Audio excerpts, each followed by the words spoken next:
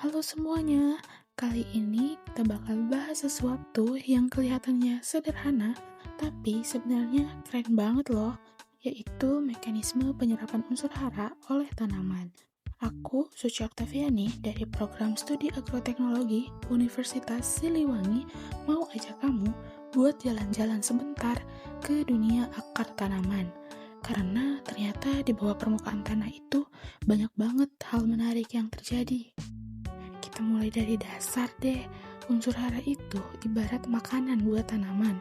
Tanpa unsur hara, tanaman gak akan bisa tumbuh sehat, berbunga, atau berbuah dengan baik.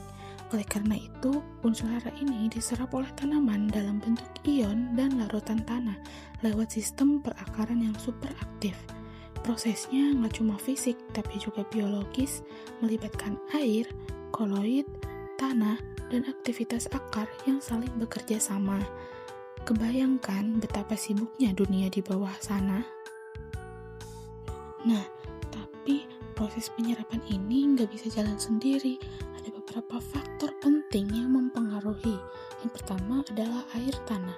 Dia berperan sebagai kendaraan pembawa ion hara menuju akar. Yang kedua ada koloid tanah, yaitu partikel halus seperti liat dan bahan organik yang punya kemampuan luar biasa menahan dan menukar ion lewat kapasitas tukar kation alias KTK.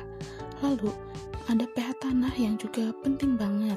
Kalau terlalu asam atau terlalu basa, unsur hara bisa jadi gak tersedia buat akar. Dan terakhir adalah bahan organik. Dia ini bisa memperbaiki struktur, menjaga kelembapan, dan bantu penyimpanan unsur hara biar gak mudah hilang. Nah, ada 3 mekanisme utama penyerapan unsur hara oleh tanaman, yaitu intersepsi akar, aliran massa, dan difusi. Yang pertama ini ada intersepsi akar. Nah, berikut ini adalah ilustrasi dari intersepsi akar. Jadi, saat akar bercabang dan memanjang, akar akan bersentuhan langsung dengan lebih banyak ion di dalam tanah, dan semakin besar dan aktif pertumbuhan sistem akarnya, maka semakin tinggi pula kemampuan tanaman menyerap nutrisi lewat cara intersepsi akar ini. Lalu, mekanisme pada aliran massa itu terjadi ketika air di dalam tanah bergerak menuju akar karena adanya perbedaan potensial air antara tanah dan tanaman. Nah, unsur yang paling sering diserap lewat mekanisme ini antara lain itu ada nitrat, sulfat, kalsium, dan magnesium. Nah, ion itu bergerak menuju akar bersama air tanah atau yang disebut juga dengan larutan tanah. Saat tanaman melakukan transpirasi dan menggunakan air, terbentuklah gradien potensial air dari tanah bagian luar menuju permukaan akar. Ion pun bergerak mengikuti aliran itu dari daerah dengan potensial yang tinggi ke rendah. Nah, semua unsur hara bisa disuplai lewat aliran massa, terutama jika konsentrasi dalam larutan tanah cukup tinggi. Ini adalah jalur utama bagi unsur-unsur yang mudah bergerak di tanah seperti nitrogen, magnesium, kalsium, sulfur, boron, dan klorida.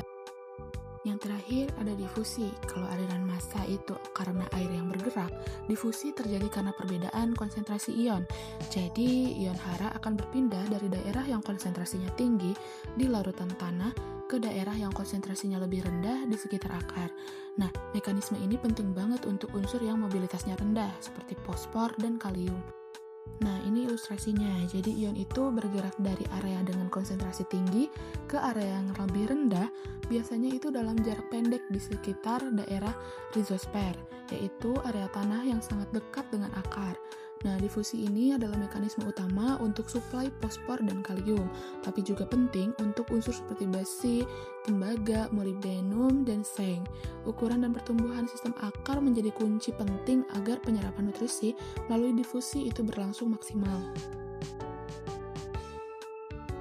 Nah, sekarang kita bahas sedikit tentang koloid tanah.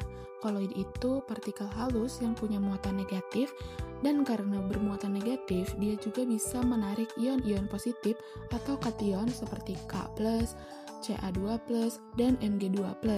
Nah, ikatan antara koloid dan ion ini nggak terlalu kuat, jadi ion masih bisa dilepaskan saat akar membutuhkannya.